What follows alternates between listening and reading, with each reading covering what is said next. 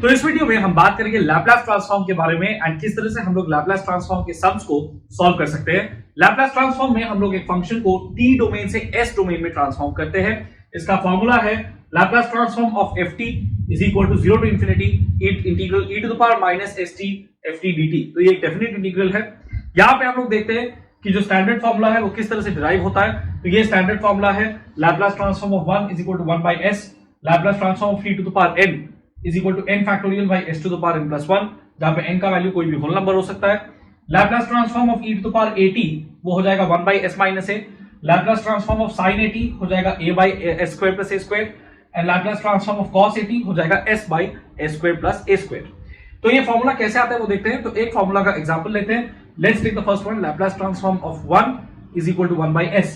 तो यहां पे हम ft की जगह 1 लगाएंगे और हमको मिलेगा integral 0 to infinity e to the power minus st into 1 dt। तो ये बन जाएगा integral 0 to infinity e to the power minus st dt। Now हम लोग ये जानते हैं कि integral e to the power mx, integral e to the power mx का formula integral e to the power mx dx होता है e to the power mx by m। Integral e to the power mx dx होता है e to the power mx by m। तो यहां पे हम लोग ये देख रहे हैं कि integral e to the power minus st dt में जो फैक्टर t के साथ मल्टीप्लाइड है, बिकॉज यहां पे जो इंटीग्रेशन हो रहा है that is according to the variable t। तो जो फैक्टर यहां पे t के साथ मल्टीप्लाइड है दैट इज माइनस s। अगर हम इस इंटीग्रल को इसके साथ कंपेयर करें तो जो स्टेटस यहां पे m का है वही स्टेटस यहां पे माइनस s का है। तो इसका मतलब कि हमारा जो रिजल्ट होगा वो होगा e to the power minus st divided by minus s, e to the power minus st divided by जो भी नंबर वेरिएबल के साथ मल्टीप्लाइड है या जो भी कांस्टेंट वेरिएबल के साथ मल्टीप्लाइड है, which is in this case minus s। And because it is a definite integral तो हम इसको कैलकुलेट करेंगे फ्रॉम 0 टू इंफिनिटी। तो यहां पे जब हम t के जगह इंफिनिटी पुट करेंगे e to the power minus infinity is 0, तो ये आएगा 0 माइनस, उसके बाद हम लोग t के जगह 0 पुट करेंगे। तो पहले हम लोग जो अपर लिमिट है उसको पुट करेंगे t के जगह, तो ये होगा इंटीग्रल तो पहले हम लोग जो अपर लिमिट है इंफिनिटी वो पुट करेंगे t के जगह to solve this definite integral. तो यहां पे हम लोग को मिलेगा e to the power minus infinity. Now we know that e to the power minus infinity का मतलब होता है 1 by e to the power infinity which is 1 by infinity itself, तो वो 0 आएगा। तो 0 माइनस, उसके बाद हम लोग के पास इस तरह का कुछ आएगा e to the power minus, अब t की जगह पे जब 0 लगाएंगे तो माइनस s इंटू 0 ये 0 हो जाएगा, एक्चुअली वो e टू द पावर 0 हो जाएगा डिवाइडेड बाय माइनस s। तो अब यहां पे हमको क्या मिलेगा, now e to the power 0 is 1, तो 0 minus minus 1 by s which is nothing but 1 by s। तो जब हमने ट्रांसफॉर्म किया 1 को इनटू द s डोमेन तो हम लोग को क्या मिला 1 बाय s। ठीक इसी तरह जो बाकी के स्टैंडर्ड फार्मूला है वो भी डिराइव किए जा सकते हैं। इसके बाद हम लोग देखेंगे प्रॉपर्टीज ऑफ लैपलास ट्रांसफॉर्म्स। तो अब हम डिस्कस करेंगे लैपलास ट्रांसफॉर्म की सबसे इंपॉर्टेंट प्रॉपर्टी जिसको बोलते हैं shifting property. Let's say that Laplace transform of the function ft is equal to f bar of s। ये हम क्यों अज्यूम कर सकते हैं, बिकॉज हम देखते हैं कि जब भी हम लैपलास ट्रांसफॉर्म करते हैं किसी फंक्शन का इन द वेरिएबल t तो फिर वो ट्रांसफॉर्म हो जाता है इनटू द s डोमेन। तो जो भी हम लोग का लैपलास ट्रांसफॉर्म का आंसर निकल रहा है that is nothing but a function of s। तो इसलिए यहां पे हम अज्यूम कर सकते हैं that Laplace transform of ft is a function of s। Let's say it is equal to f bar of s। Now if ft का Laplace transform अगर f बार s है तब फिर e to the power at ft का Laplace transform होगा f bar of s minus a। That means that the Laplace transform gets shifted by the variable a if e to the power at is multiplied to the function जिस function का हम Laplace transform निकाल रहे हैं। इसको use करके हम लोग यहाँ पे कई सम्स सॉल्व करेंगे। इनफैक्ट जो बेसिक फॉर्मूला हमारा था इस शिफ्टिंग प्रॉपर्टी को यूज करके उससे और कई फॉर्मूला निकल सकते हैं। जैसे कि हम लोग को मालूम है कि Laplace transform of 1 is equal to 1 by s, then Laplace transform of e to the power at into 1 हो जाएगा 1 by s minus a। तो यहाँ पे हम इस प्रॉपर्टी को यूज कर रहे हैं ft is equal to 1 e to the power at multiplied by 1, that means e to the power at का ही Laplace transform निकलेगा and that will be equal to function of s minus a। now यहाँ पे answer था 1 by s, तो इसका answer हो जाएगा 1 by s minus a। s will be replaced by s minus a।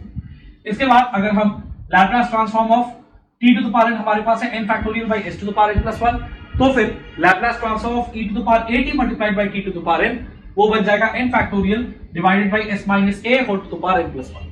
So s replaced by s minus a. Again Laplace transform of sin at था a by s square plus a square, जहां पे a जो है वो number है जो t के साथ मल्टीप्लाइड है in the argument of sin. अगर हम e to the power at multiply करते हैं इसके साथ, लेट से कि t का जो आर्गुमेंट है वो मतलब आर्गुमेंट जो है sin का उस पे t के साथ b मल्टीप्लाइड है. So Laplace transform of e to the power at sin bt, again जो s है that will be replaced by s minus a, and sin के अंदर t के साथ जो नंबर मल्टीप्लाइड रहता है जो कांस्टेंट वो यहां पे रहता है. जैसे यहां पे sin ऑफ at का लैप्लास ट्रांसफॉर्म है a by s square plus a square, तो Laplace transform of sin bt would be b by s square plus b square, and because यहाँ पे a to the power at multiplied है with sin bt, तो shifting property को use करके s will be replaced by s minus a, so this becomes b by s minus a whole square.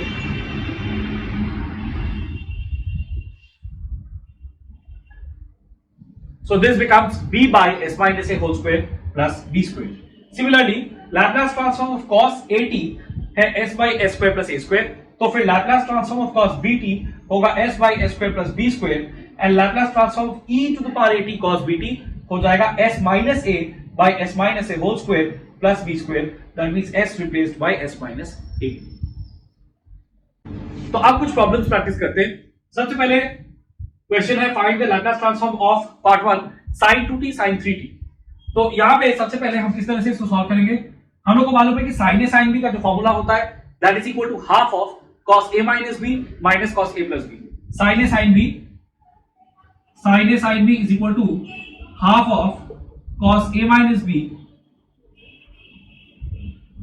minus cos a plus b. ये formula हम लोग को trigonometry के some difference के concept से मिलता है. तो यहां पे sin 2t sin 3t को भी हम इस तरह से ट्रांसफॉर्म करेंगे. तो sin 2t sin 3t हो जाएगा half of cos 2t minus 3t a minus b, इसका मतलब हो जाएगा minus t. Now cos of minus t is the same as cos t, तो हम यहाँ पे इसको cos t ही लिख देंगे, minus cos of 2t plus 3t, इसका मतलब cos 5t.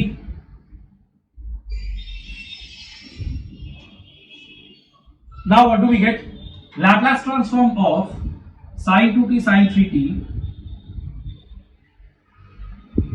is equal to, now जिस तरह से हम लोग का डिफरेंशिएशन और इंटीग्रेशन में होता है कांस्टेंट्स बाहर रहते हैं, यहां भी कांस्टेंट बाहर हो जाएगा. So half Laplace transform of cos t minus Laplace transform of cos 5t.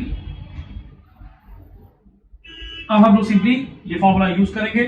So we have half of Laplace transform of cos t, यहां पे t के साथ कोई और वेरिएबल कोई और नंबर नहीं है, दैट मींस t के साथ जो नंबर मल्टीप्लाइड है वो 1 है. सो यहाँ पे हम a की जगह 1 डालेंगे तो हमको मिलेगा s by s square plus 1 square, मतलब s by s square plus 1 minus Laplace transform of cos 5t हो जाएगा s by s square plus 5 square, that is s by s square plus 25. So this is the answer. Next, let's come to part 2, cos square 2t. So cos square theta के लिए हम लोग के पास एक formula होता है half of 1 plus cos 2 theta, क्योंकि cos 2 theta का फॉर्मूला होता है 2 cos square थीटा माइनस 1, इसलिए half of 1 plus cos 2 theta अगर हम करेंगे तो हमको मिलेगा cos square थीटा. अगेन ये हम लोग को ट्रिग्नोमेट्री के मल्टीपल सब मल्टीपल से मिलता है. नाउ इसी को हम अप्लाई करेंगे तो हमको मिलेगा cos square 2t is equal to half of 1 plus cos 2 into 2t. Theta की जगह 2t है तो यहाँ 2 थीटा हो जाएगा 2 into 2t, that is 4t.